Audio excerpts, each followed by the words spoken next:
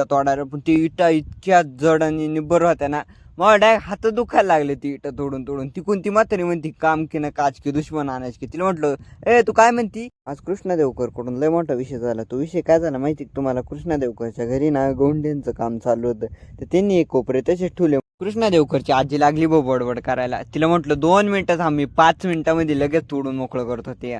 मग घेतली हातोडीन बिलागलो ठोकायला ठोकायला. पण मी तुम्हाला खरं सांगू का, मी बिलागलो होतो बरं का विटा तोडायला, पण ती इटा इतक्या जड आणि निब्बर होत्या ना, डायरेक्ट हात दुखायला लागले ती इटा तोडून तोडून. ती कोणती म्हातारी म्हणती, काम की ना काच की दुश्मन आणायच की. तिला म्हटलं, ए तू काय म्हणती? म्हटलं तुला माहित आहे का, दाखवू का? तिला म्हटलं हातोडीन नाही, आता डायरेक्ट बुक्क्यानं इटा फोडील. पण मग मी म्हटलं थोडं जास्तच होतं बरं का, पण ती काय माहित ना झालं नाही. त्याला याला म्हटलं, ए भाऊ आता तोड तू थोड्याशा 2-4 इटा राहिल्या, एवढं तोडल्या मी. पण तुम्हाला सांगू काय, अजून निम्म्या घराची इटा तोडायची होत्या. कृष्णा देवकरचं असंच राहतं, कोणाला तरी कामाला पुढं करून द्यायचं आणि आपण मस्तपैकी तिची मजा पाहिजे. आपल्याला याच्यामधले आनंद भेटतो. ते जाऊ द्या मरू द्या, ते होतं कुठं नाही तर लगेच दुसरं कामाला उभं करून दिलं मला म्हणे वय मोटर चालू करून ये. आणि मी मोटर चालू करून दिली ना, इकडं बटन दाबलं आणि इकडं लगेच बारं फेकलं. आता म्हटलं नुसतं पाणी पाणी खेळायचं. आणि त्या मोटरीचं सगळं पाणी इतकं प्रेशर नव्हतं. आता मला हा प्रश्न पडला की हे बसवायचं कसं.